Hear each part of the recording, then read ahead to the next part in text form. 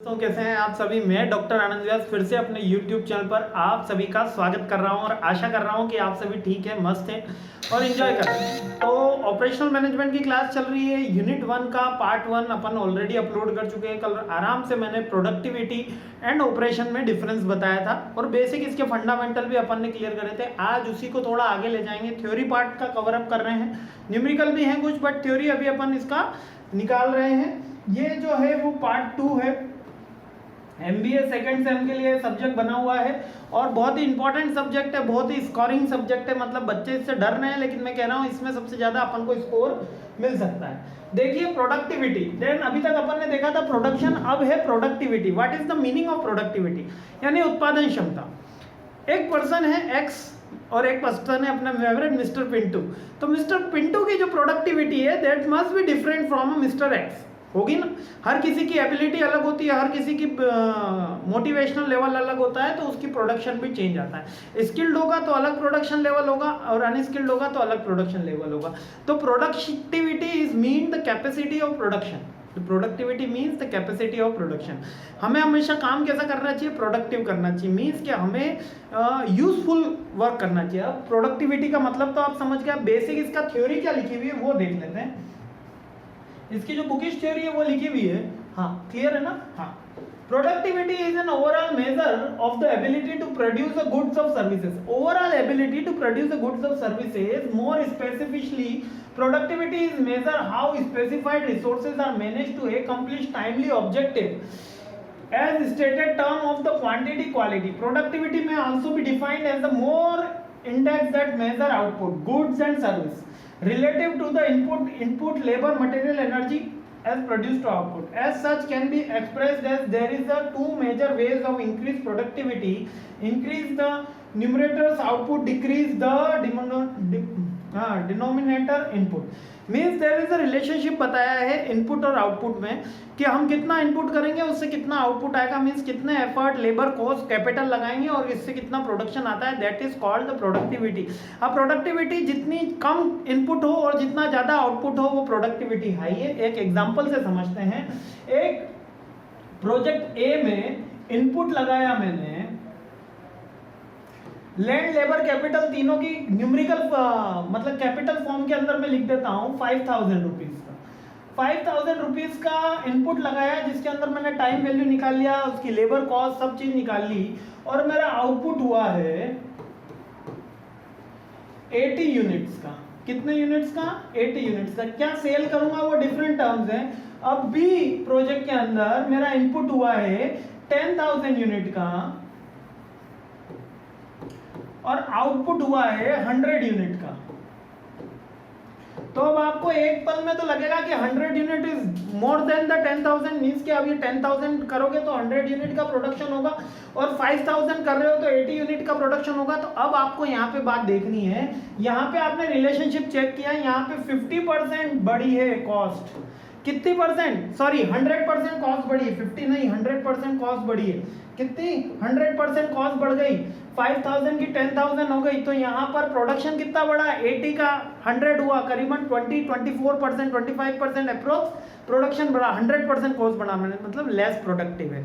Productivity it mean the comparison between output and input. Input कम होता चला जाए, आउटपुट बढ़ता चला जाए। जैसे कि इनपुट मैंने कर दिया यहाँ पर 3000 है ना, और आउटपुट हमारा हो गया 110 यूनिट। तो that is the increase level of the productivity, not the increase level of the production.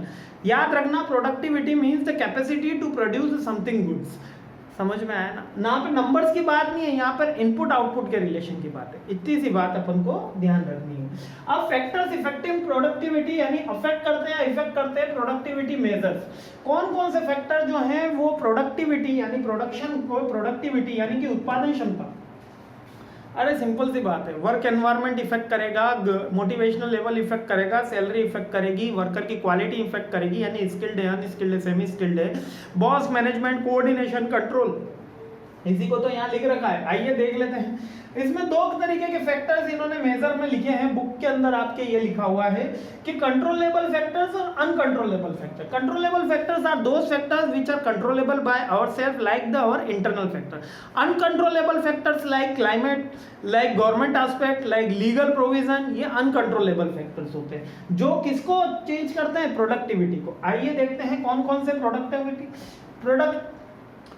एक कंट्रोलेबल फैक्टर है, plant, equipment, material, human factor और मैनेजमेंट स्टाइल। ऑटोक्रेटिक है, डेमोक्रेटिक है, लेजी फेयर है, वही सारी चीजें हैं। प्रोडक्ट फैक्टर है, प्लांट का कैसा लेआउट है, मटेरियल कौन सा हम यूज कर रहे हैं, ठीक है। जैसे कि एक पत्थर की मूर्त बनाने में कई साल लग जाते हैं, लेकिन उस पत्थर के टुकड़े करने में कुछ ही पल लगते हैं। तो डिफरेंट कर रहे हैं ना अपन बना क्या रहे हैं। अगर पत्थर के टुकड़े करना है तो बहुत जल्दी बन जाएगा, अगर किसी को डिमोलिश करना है, किसी को गिराना है तो एक पल काफी होता है, लेकिन अगर किसी को बनाना है तो बहुत समय लग जाता है, ठीक है।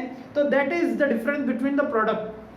मटेरियल, प्लांट कैसा बना हुआ है आपका, दूर है, पास में, एटमॉस्फेयर उसके अंदर कैसा है, अच्छा क्लाइमेट होगा, अच्छी वर्किंग कंडीशन होगी तो ज्यादा आउटपुट आएगा। देन अनकंट्रोलेबल फैक्टर जिसपे हमका कुछ नहीं होता, जैसे नेचुरल एनवायरनमेंट, गवर्नमेंट रूल्स और structural adjustment. Structural adjustment basically वैसे तो हमारे कंट्रोल में होता है, लेकिन जैसे लाइन स्टाफ, मैट्रिक्स, ये बेसिकली जैसा बना हुआ है वो वैसा ही रहता है। हम इसको चेंज तो कर सकते हैं, लेकिन स्ट्रक्चरल एडजस्टमेंट कंप्लीटली चेंज करना काफी मुश्किल होता है। इसलिए for the short term there is a uncontrollable factors, है ना। समझ में आ गया, बहुत इजी है, बहुत आसानी से अपन ने निपटा दिया ये point. Work study method and the work measurement method. अच्छा, प्रोडक्टिविटी नापने के लिए डिफरेंट ऑथर्स ने, डिफरेंट फिलोसोफर्स ने डिफरेंट पॉइंट दिए हैं कि किसी ने कहा है वर्क स्टडी मेथड देखो, किसी ने कहा है टाइम मेथड देखो, तो एक डिफरेंट मेथड है। तो ये क्या है वर्क स्टडी मेथड, क्या है basically work study method? We productivity देखने के लिए हम उसके आउटपुट को जो डिटरमाइन करते हैं तो वर्क स्टडी मेथड कहलाता है। तो work study method is a generic term, मतलब कि पहले पुराने समय से चल रहा है, भैया तुमने 10 यूनिट बनाई, तूने 15 यूनिट बनाई तो 15 वाला ज्यादा प्रोडक्टिव। और वो 15 भले उसने आराम से बनाई हो, 10 दिन में बनाई हो, 12 दिन में बनाई हो, लेकिन प्रोडक्शन मायने रख रहा है यहाँ पे। तो जेनरिक टर्म है, मतलब पुरानी टेक्निक है, जेनरिक यानी कि पुरानी टेक्निक है। And technique method and work measurement which is used to examine an human work in all context and which led systemically the investigator of all the factors which attack the efficiency economy of the situation being reviewed in the order of effect improvement। ठीक है, I hope clear हुआ है आपको work study. बहुत simple method है। अब work study के अंदर दो चीजें होती हैं। पहला होता है एक तो वर्क की मेथड की स्टडी, कौन सा मेथड फॉलो किया गया है, और वर्क का मेजरमेंट यानी कि कौन सा मेथड किया गया है, आपने टेक्नोलॉजी से हेल्प ली गई है। ये वर्क मेथड बेसिकली आपका the way to approach a particular task, a way to approach a particular task. इसी में भी मोशन स्टडी भी आ जाते हैं। और हायर प्रोडक्टिविटी का मतलब है ये वर्क मेजर के अंदर टाइम स्टडी आया और ये हायर प्रोडक्ट। अब ये चार्ट क्या बता रहा है, थोड़ा फिर से समझना, अच्छे से समझना, थोड़ा सा नहीं समझ में आ रहा होगा। ये चार्ट ये बता रहा है कि अगर हमको वर्क की स्टडी करनी है तो उसके दो पैरामीटर रख लो, एक तो उसका मोशन रख लो, दूसरा उसका टाइम रख लो। मोशन और टाइम यानी कि उसको हाउ अप्रोच और कितना वो रैपिड अप्रोच कर रहा है, अगर वो दोनों का एनालिसिस कर देंगे हम तो हायर प्रोडक्टिविटी होने के चांसेस है। मींस कि हमारा आउटपुट इंक्रीज होगा with the less input, output increase होगा with the less input, that is also called the higher productivity. What is the meaning of the higher productivity? Less input and higher the output is called the higher productivity. तो motion study करना है, motion यानी method कौन सा use किया, time कौन सा किया, और वर्क मेजरमेंट। सिंपल है। जब थोड़ा सा अपन और इसका एग्जांपल आगे बढ़ेंगे सेकंड यूनिट थर्ड यूनिट में तो और अच्छे से ये फर्स्ट वाली चीज आएगी क्योंकि सब एक से जुड़े हुए हैं। ठीक है, आगे बढ़ता हूं। प्रोडक्शन टेक्नोलॉजी ये एक अलग एस्पेक्ट होता है जिसके थ्रू अपन वर्क स्टडी या अपन ये प्रोडक्टिविटी की बात कर सकते हैं। तो प्रोडक्शन टेक्नोलॉजी क्या होती है? जिस लेवल पे प्रोडक्शन हो रहा होता है, जो टेक्नोलॉजी यूज्ड होती है प्रोडक्शन के लिए, उसको प्रोडक्शन टेक्नोलॉजी कहते हैं। देयर इज नो एमबीए के अंदर तो ये नहीं है कि कौन सी 4th जनरेशन है, 5th जनरेशन है, 6th जनरेशन है। इंडस्ट्री 4.0 अपन ने पढ़ा था इमर्जिंग टेक्नोलॉजी में, वह आपके लिए 4th सेम वालों के था। तो वो there is a technology period of time, industrial revolution, ऐसी चीजें इसके अंदर नहीं है। इसके अंदर क्या है, जो प्रोडक्टिविटी अपन यूज कर रहे हैं, जो टेक्नोलॉजी अपन यूज कर रहे हैं, वो ही प्रोडक्शन टेक्नोलॉजी। बहुत ही सिंपल मीनिंग है, बहुत मतलब एकदम ब्रेड एंड बटर। क्या कह रहे हैं? Production technology is the simplest and the production technology in the machinery that makes creating tangible physical product for possible for a business। The technology use for making a physical और product that is called production technology. जिस machine से production करा जाता है, जिस गन्ने की machine से गन्ने का जूस निकाला जाता है, that is called production technology. बस simple. To the small business this mean a workshop. Small business के लिए वर्कशॉप है। At very last with the more elaborate operations making use to machine and assembling line. ठीक है, और large में अगर आ जाएंगे तो असेंबलिंग लाइन आ जाएंगे। अब types of manufacturing process. Types of manufacturing process एक थोड़ा सा इंपॉर्टेंट क्वेश्चन निकल कर आता है यहाँ पर, आपके याद रखना। ये इंपॉर्टेंट क्वेश्चन निकल कर आता है। क्या कहने की कोशिश कर रहा है ये इंपॉर्टेंट क्वेश्चन कि मैन्युफैक्चरिंग प्रोसेस के कुछ टाइप बता रखे हैं। The four main types of manufacturing and casting, modelling, machining, joining and sharing, forming. यानी कि कोई भी प्रोडक्शन होता है तो इसके उसने 4 स्टेजेस बता रखे हैं। कौन सा? कास्ट करना, मॉडलिंग करना, मशीन करना, ज्वाइन करना, शेयरिंग करना। बेसिकली जब हम कार बनाते हैं कार का डिजाइन होता है, जेसीबी या मशीनरी का कोई डिजाइन होता है, तो उसकी ज्वाइनिंग होगी, उसका प्लांट लेआउट होगा। कौन कौन सी चीज होगी? कास्ट होगी, मॉडलिंग होगी, अरे सॉरी मॉडलिंग नहीं, मोल्डिंग है यार। मोल्डिंग का मतलब वो मोड़ के उसको जो बनाना होता है। मोल्डिंग यानी कि उसको सांचे में ढालना, ठीक है, मोल्डिंग कहलाता है। ठीक है, moulding, machining, joining, sharing and forming. अब इसका देख लेते हैं टेंजिबल्स और इंटेंजिबल्स क्या दे रखे हैं। टेंजिबल सेक्शन कौन से होते हैं? जो दिखाई देते हैं उसके ऊपर। Service of the people, service of the goods, health care, restaurant, salon. ठीक है, ट्रांसपोर्टेशन, रिपेयर, ड्राई क्लीनिंग, ये गुड्स की सर्विसिंग है, ये सर्विसिंग ऑफ पीपल है। अब इनटेंजिबल एक्शन कौन से हैं? Service directed to people mind, educator, teacher, theatre, और service directed to intangible asset, banking, legal service, insurance. अब देखो मैन्युफैक्चरिंग की प्रोसेस बता रखी। नॉर्मल प्रोसेस अपन को याद रखनी है। क्या? Casting, moulding, machining, joining and sharing. अब ये भी याद नहीं होना तो प्रोडक्ट को लाना है, उसको कास्ट करते। क्या करते? पिक्चरों में सबसे पहले क्या होता है? कास्ट होता है। फिर मोल्ड करते हैं। मोल्ड यानी अपने अनुसार उसको बनाते हैं। फिर उसको मशीनिंग यानी कि उसको फिनिशिंग वगैरह, ज्वाइनिंग यानी ज्वाइंट कर देते हैं, एंड शेयरिंग या बेसिकली पैकेजिंग कहलाता है, या बेसिकली आप उसको फाइनल टच उसको मान सकते हो। एंड फॉर्मिंग यानी कि बस बेचने के लिए तैयार। ठीक है, बेचने के लिए यानी क्वालिटी इंस्पेक्शन, ये सारी की सारी चीजें फॉर्मिंग के अंदर आती है। देयर इज 1 2 3 4 5 6 स्टेजेस इसमें दे रखी है ना। और डिफरेंट टाइप्स के एक्शन दिए हैं, इंटेंजिबल और टेंजिबल। इंटेंजिबल जो सर्विसेज दिखाई नहीं देती, जैसे कि मैं आपको एजुकेशन दे रहा हूँ, क्या वो दिखाई देता है? क्या मैं आपको, जैसे मूवी में अपन एक्सपीरियंस करते हैं, मूवी दिखाई तो दे रही है intangible, but there is only comfort zone, there is only a experience. याद रखना, एक्सपीरियंस पे सबसे ज्यादा लोग पैसा खर्च करते हैं। अपन रोलर कोस्टर में बैठते हैं, ठीक है, बंजी जंपिंग करने गई भाई थाईलैंड, 50,000 की कॉस्टिंग है, ऊपर से नीचे गिराया, 20 सेकंड का खेल है, 50,000 रुपए ले लेता है एक बार के गिराने के।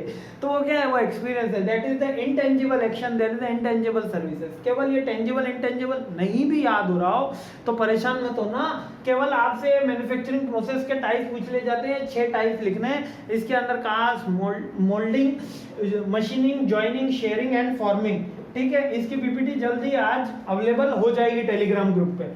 ठीक है, आगे बढ़ते हैं, एक एक करके सारे स्टेजेस अपन देख लेते हैं। अब मैंने इसको सबको डिटेल में लिख रखा है, आपको बहुत इजीली समझ में आ जाएगा। अच्छा सर, ये डिटेल में क्यों लिखा? अभी तो आपने छोटे में बता दिया, ये डिटेल में इसलिए लिखा क्योंकि इंपॉर्टेंट क्वेश्चन है। देखो, जो ज्यादा इंपॉर्टेंट है और एग्जाम में आने वाला है। फर्स्ट सेम में कुछ बच्चों को प्रॉब्लम आई थी, कुछ की क्वेरी आई थी, ज़्यादा की नहीं आई थी, कि सर हमको थोड़ा सा थ्योरी भी आप अगर प्रोवाइड करा दोगे ना तो बहुत हेल्प हो जाएगी। आपके जो शॉर्ट नोट्स रहते हैं उसमें थोड़ा, अब मुझे लग रहा था कि इसकी थ्योरी आपको आसानी से मिलेगी नहीं। जब इसकी आसानी से थ्योरी नहीं मिलेगी तो मैंने कहा हम बैठे, चलिए थ्योरी लिख देते हैं पीपीटी के अंदर।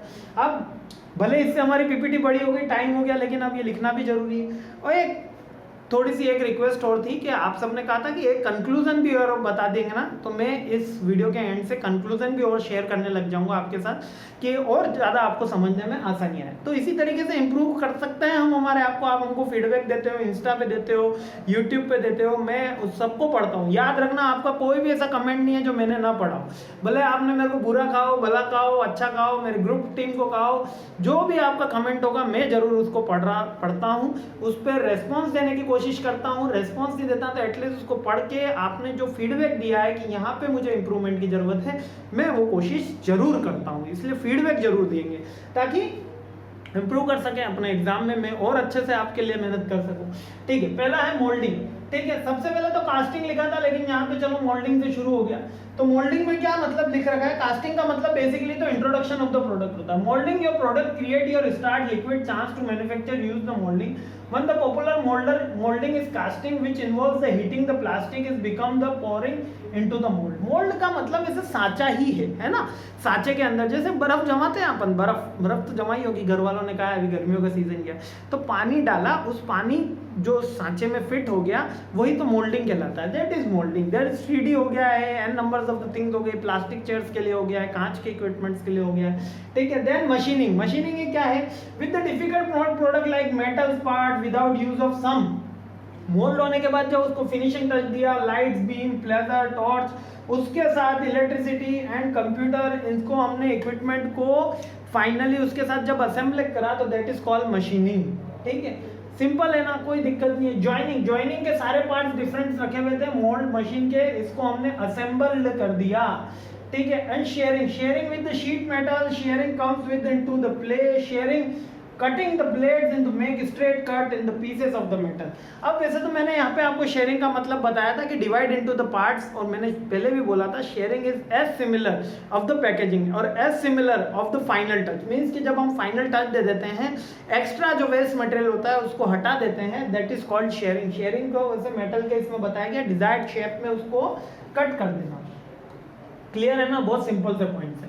और उसका फॉर्मिंग का मतलब उसको बेच देने का था। अब आ जाता है मोस्ट इंपोर्टेंट क्वेश्चन हमारे फर्स्ट यूनिट में से, सबसे ज्यादा इंपॉर्टेंट और मोस्ट रिपीटेड क्वेश्चन है plant layout and plant layout के types, plant location and plant layout के टाइप्स, दोनों बहुत इंपॉर्टेंट क्वेश्चन है। प्लांट लोकेशन, द लोकेशन का मतलब क्या होता है, location is the industry is the important of the management decision, it is the two step decision. First choice the general area reason and second the choice the site within the area of selected. Location decision is based on the organisation long term strategy such as technology, marketing, resource availability. देखिए अब यहाँ पर बहुत अच्छे से एक बात समझिएगा, प्लांट लोकेशन का मतलब दो तरीके की प्लांट हो सकती है। एक तो उस एरिया में जहाँ से वो जो प्रोडक्ट है वो इजी टू ट्रांसफर हो, मींस कि आप बॉम्बे के आसपास इंडस्ट्री लगा सकते हैं, आप रेलवे लाइन के आसपास इंडस्ट्री लगा सकते हैं, आप कोई हब है, कोई नियरेस्ट स्टोर है, दिल्ली है, ग्रेटर नोएडा है, ठीक है, कोई बड़ी सिटी है, कोलकाता है, लखनऊ है, मतलब कोई बड़ी सिटी जहाँ के वहाँ पे आप इंडस्ट्री डेवलप कर सकते हैं।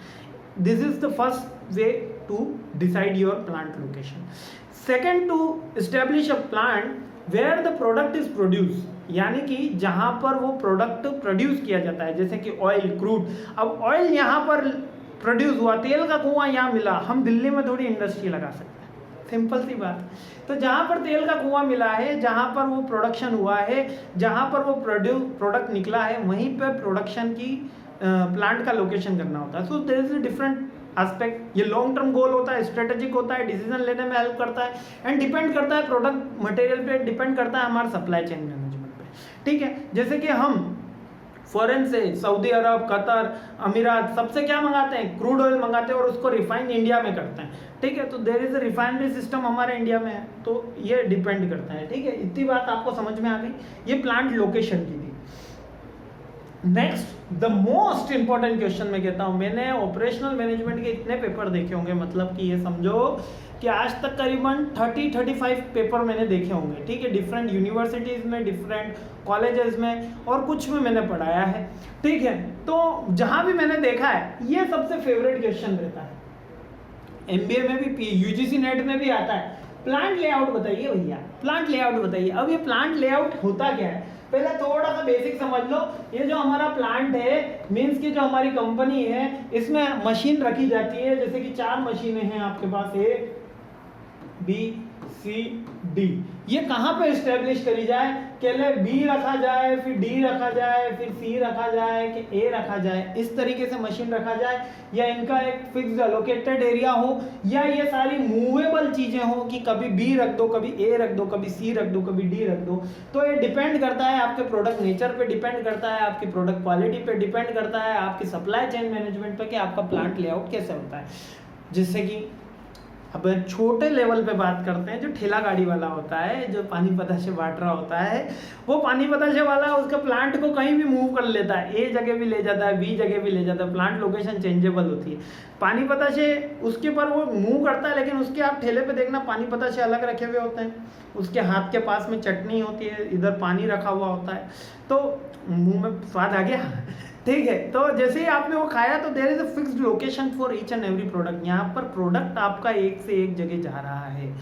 यही अब थोड़ा सा ऑटोमोबाइल इंडस्ट्री में जाओ, जब कार की मैन्युफैक्चरिंग करती है ना होंडा टोयोटा, तो कार मूव करती है एक जगह से दूसरी जगह। यहाँ पर उसकी असेंबलिंग लाइन है, यहाँ पर उसके गियर्स लगेंगे, यहाँ पर उसके व्हील्स जोड़ दिए जाएंगे, यहाँ पर वो पेंट होगा, यहाँ पर उसका फिनिशिंग का काम होगा, यहाँ पर उसका क्वालिटी कंट्रोल होगा। तो वो प्रोडक्ट एक जगह से दूसरी जगह मूव करता है, एक बात। लेकिन अगर दूसरी प्रोडक्शन लाइन हो, जैसे कि आप ये समझ लीजिए कोई डिफरेंट एस्पेक्ट लेते हैं, कोई डिफरेंट प्रोडक्ट लेते हैं, उसके अंदर प्रोडक्ट मूव नहीं करता, उसके अंदर प्लांट मूव करता है। अब सर ये कैसी चीज है, प्लांट मूव करता है? अब मैं आपको इसका एग्जांपल देता हूं, जैसे बिल्डिंग कंस्ट्रक्शन का है। अब बिल्डिंग कंस्ट्रक्शन में वो प्रोडक्ट तो वहीं का वहीं है, बिल्डिंग तो वहीं की वहीं स्टैब्लिश है, प्रोडक्ट आ रहे हैं, कभी जेसीबी आ रही है, कभी क्रेन्स आ रही हैं, कभी मटेरियल आ रहा है, कभी फिनिशिंग टच आ रहा है, कभी क्वालिटी कंट्रोल टीम आ रही है, तो सारी चीजें वहीं पे आ रही।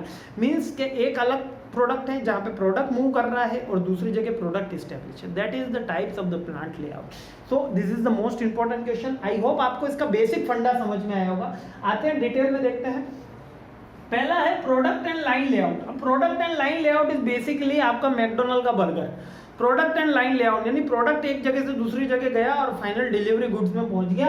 मींस कि यहाँ पर आप केचप जाएगा, यहाँ पर आपके बंस लगेंगे, यहाँ पे आपके सॉस होगा और यहाँ पर बीच में ओवन पे बेक हो जाएगा, या जो भी उसकी प्रोसेस है। There is a different processes 1 2 3 4।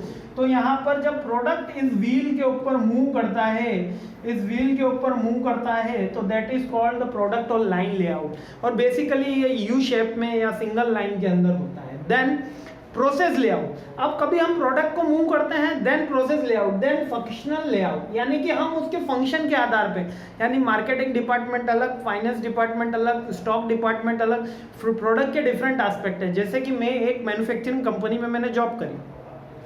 कौन सी मैन्युफैक्चरिंग थी? वो बनाती थी अपने कपड़ बैठने सिंपल से सीट कवर और इंडिया की लार्जेस्ट एमएनसी थी जो गाड़ियों के सीट कवर बनाती है। तो गाड़ियों के जब सीट कवर बनते थे, होंडा टोयोटा में 100% एक्सपोर्ट था। तो उनका ये था कि कहीं पे कपड़ा वो प्रेस होता था, कहीं पे वो फॉर्म चिपकाया जाता था, कहीं पे वो कपड़ा एक जगह से दूसरी जगह जाया जाता था। तो there is a different functions. और कहीं पे सेल्स होती थी, कहीं पे वो प्रोडक्शन का रॉ मटेरियल इनपुट होता था, यानी स्टोर डिपार्टमेंट अलग। जब हम ये बोलते हैं स्टोर डिपार्टमेंट अलग,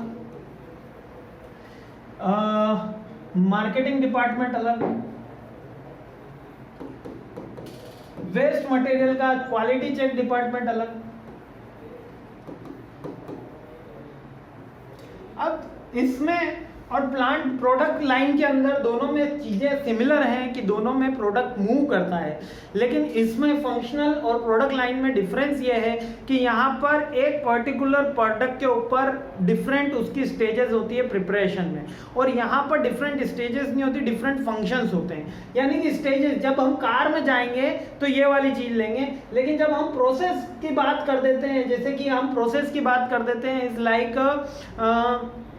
कार हो गया, टीवी हो गया, मशीन हो गया, जो असेंबलिंग का काम हो रहा है वो प्रोडक्ट और लाइन लेआउट में हो जाएगा। लेकिन जब हम प्रोसेस की बात कर देते हैं, जैसे कि आपके लेस के चिप्स, अब प्रोसेस होते हैं डिफरेंट, उसके अंदर प्रोसेस होते हैं, कभी आएगा बेक होकर फिर वापस उसमें सॉल्टेड लगेगा, कभी वहां पे रखा जाएगा। तो there is function, different category के फंक्शंस हैं। तो उसके अकॉर्डिंग हम जब लेआउट डिसाइड करते हैं तो functional, there is similar to plant line layout, है ना।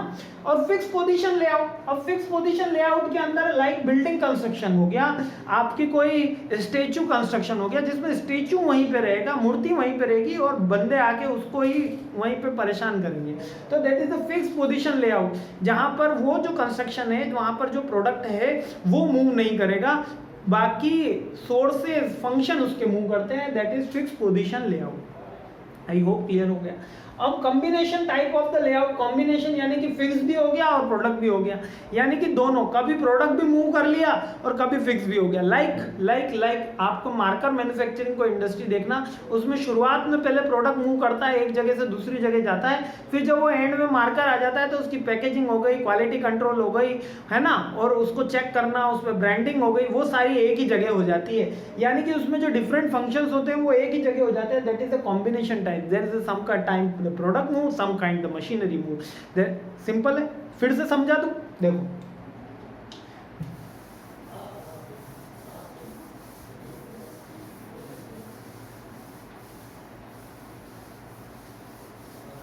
हाँ,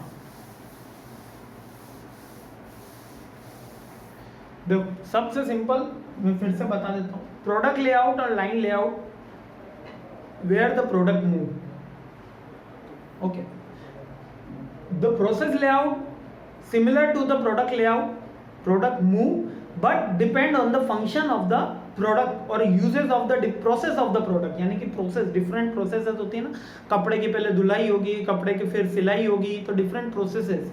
सो there is a process wise जब हमने लगाया है तो वो प्रोसेस होगा, ये फंक्शन वाइज। जैसे प्रोडक्ट लाइन का मतलब है कि हमने उस प्रोडक्ट को घुमा रहे हैं, जैसे मैकडी का एग्जांपल आप यहाँ ले लो और आप कार का एग्जांपल नीचे के अंदर ले लो, सिंपल आ जाएगा, कोई दिक्कत नहीं। फिक्स पोजीशन जहां पर वो प्रोडक्ट वहीं रहेगा और हमको, जैसे केक मैन्युफैक्चरिंग की यूनिट, केक वहीं रहता है भैया, केक मैन्युफैक्चरिंग की बड़े प्लांट्स नहीं कह रहा हूँ, जो एक बड़ा केक डिजाइन करते हैं 5 फीट 6 फीट का, उसमें केक वहीं रहता है, वहीं सब आके इंग्रेडिएंट डाल रहे हैं, कभी उसमें चॉकलेट सिरप आ रहा है, कभी क्या आ रहा है, पाइनएप्पल आ रहा है, तो खाने पीने की बातें बहुत होगी, ठीक है। तो that is fix position layout. Next the combination, there is sometime the products move, sometime the machinery move, that is the combination types of the layout. Clear है ना?